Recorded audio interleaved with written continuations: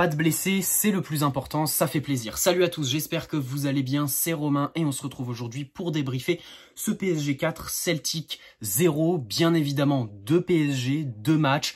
Un PSG avec l'équipe première, un PSG un peu plus bis, et j'ai aussi envie de dire un PSG avec Verratti et un PSG sans le petit hibou. Allez, on commence ce débrief avec une petite mention pour la réussite du maillot domicile et du maillot extérieur qui ont été officialisés et mis en vente par le club dans la journée, mis en vente que ce soit en ligne ou physiquement. Voilà, les joueurs ont porté le maillot domicile ce soir, ils porteront le maillot extérieur le 5 août prochain, idem au Parc des Princes. Cette fois, ce sera à huis clos pour le dernier match amical avant l'Atalanta Bergame qui se jouera contre Sochaux. Voilà, le club l'a officialisé à la mi-temps, hein, voilà, pour ceux qui se demandent.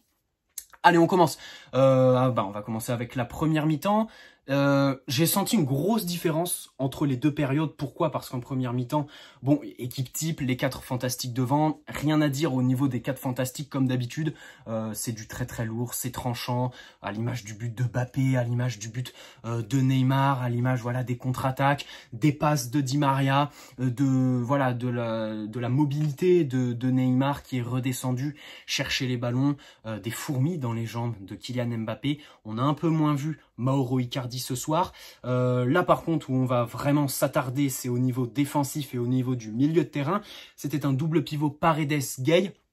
Tourelle a indiqué avant le match qu'il voulait tester Verratti et Herrera. Donc voilà, on a vu Paredes-Gueye en première mi-temps. Les deux candidats, on va dire, parce que Herrera a une longueur de retard au vu de la saison qu'il fait, pour voilà la titularisation aux côtés de Verratti vendredi contre Saint-Etienne et contre Lyon la semaine prochaine pour les finales de Coupe nationale. On a souffert. Quelque part, ça fait du bien. J'ai pas envie de dire que je suis content, mais quand même, il le faut. Il le faut. Bien joué aux Celtics, qui ont bien joué. Ils ont eu des occasions, notamment ce poteau. Bon, ben on a retrouvé les mêmes problèmes, hein, de toute façon, qu'avant le confinement avec ce fameux 4-4-2, c'est-à-dire qu'on retrouve à la perte de balle, au niveau des contre-attaques, même si au niveau de l'investissement, Mbappé et Neymar notamment, il y a des images qui font plaisir quand tu les vois redescendre. Je pense à Mbappé qui est redescendu aider Mitchell Baker qui a été en grande difficulté contre le gars qui finit par Ping, je crois, ou Pong. Voilà, l'ailier du Celtic qui a été très bon et qui a mangé Mitchell Baker. Au niveau de la défense centrale, pareil, hein, voilà, le Celtic qui réussissait à aller jusque dans notre surface et se créer des occasions. En seconde, ça a été beaucoup plus maîtrisé. Il y a eu cet arrêt de Sergio Rico qui fait plaisir parce que les gardiens, on les a pas trop vus depuis la reprise. C'est normal, on prend pas de but, tant mieux. Le but d'Mbappé, le but de Neymar, on va pas trop s'attarder là-dessus. Manque de créativité, voilà, comme je disais au début du débrief, manque de créativité en première mi-temps au milieu de terrain. Heureusement que Neymar était là. Sans Neymar, ça aurait été beaucoup plus difficile parce qu'il a senti, il est redescendu chercher les ballons. Parfois, voilà, il les gardait peut-être trop longtemps, mais parce qu'il aussi, il n'avait pas les solutions devant, pas assez de mobilité, pas assez d'appel, on va dire, en profondeur pour essayer de faire descendre cette ligne défensive le plus bas possible. Donc Paredes-Gueye, au niveau, je sais pas, peut-être du volume de jeu, j'ai pas trop aimé. En seconde période, par contre, on s'est régalé. Ça fait plaisir, ça fait plaisir. Bien sûr, c'est l'équipe bis. Bien sûr, ces gars-là, leur statut, eh bien, il n'est pas joué d'avance. Voilà, ce sont pas des titulaires indiscutables, mis à part Verratti. Il y a eu la petite frayeur de Kimpembe, je vous avouerai, voilà, avoir eu un peu peur. Au final, il a repris, capitaine.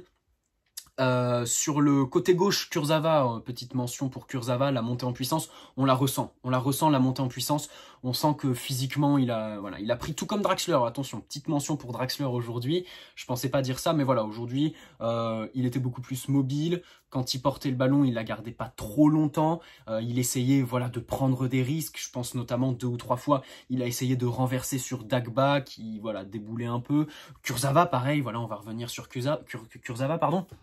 Offensivement, il a été bon. Au niveau des centres, j'ai été surpris des très bons centres que Kurzawa a effectués en seconde période. Kalimuendo, pareil, qui montre de toute façon avec Kalimuendo, j'ai l'impression que ce sera toujours la même chose. De la mobilité, de la disponibilité, une très bonne technique, présence dans la surface, redoutable, on va dire, lorsqu'il faut terminer, même si aujourd'hui il a pas eu de véritable occasion, Kalimuendo, mais voilà, il court, il se déplace sur la largeur, il va proposer sur les touches, il décroche, il propose, voilà, il essaye de dédoubler sur les dédoublements.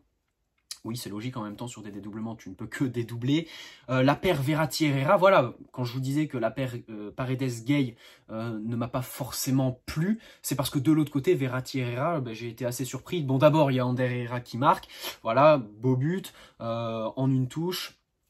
Et j'ai trouvé voilà qu'il se complétait plutôt bien la simplicité d'Herrera avec le toucher de balle de Verratti. Ça fait vraiment très plaisir, toucher de balle de Verratti qu'on a retrouvé pour ce but de Sarabia.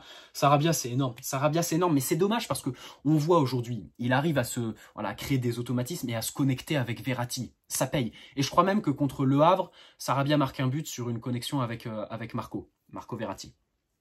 Le problème, c'est que voilà, normalement, Sarabia devrait être titulaire contre l'Atalanta le 12 août, à la place de Di Maria qui est suspendu. Moi, j'aurais bien aimé quand même que sur un des 3 matchs, Tourelle fasse jouer Sarabia avec Neymar, Icardi et Mbappé. Parce que c'est probablement la compo qui sera alignée donc le 12 août. C'est l'échéance la plus grosse, les finales de Coupe nationale. On va pas se mentir, bien évidemment il faut les gagner, bien évidemment il y a la pression, bien évidemment il n'y aura pas de cadeau. Mais le plus important c'est l'Atalanta. J'aurais bien aimé le voir avec, voilà, avec tous les autres, parce que rien qu'avec Verratti, voilà, il y a plein de promesses dans cette connexion. Choupo-Moting, bon, il a loupé, je crois, 2 occasions. Je repense à cette frappe un peu trop enlevée et à ce tir, voilà, au poteau opposé qui frôle le poteau, je crois, qui est touché. On a vu ses capacités aussi d'attaquant en pivot, voilà, quand il redescendait, qu'il allait chercher les ballons, qu'il essayait de voilà, permettre à Verratti et Herrera d'avoir le ballon face au jeu. Ça aussi, c'est très important, c'est intéressant, c'est une des caractéristiques de l'attaquant en pivot, permettre à ses milieux de recevoir le ballon dans les meilleures dispositions possibles, même si, voilà, quitte à perdre du terrain, puisque voilà, l'attaquant repasse derrière.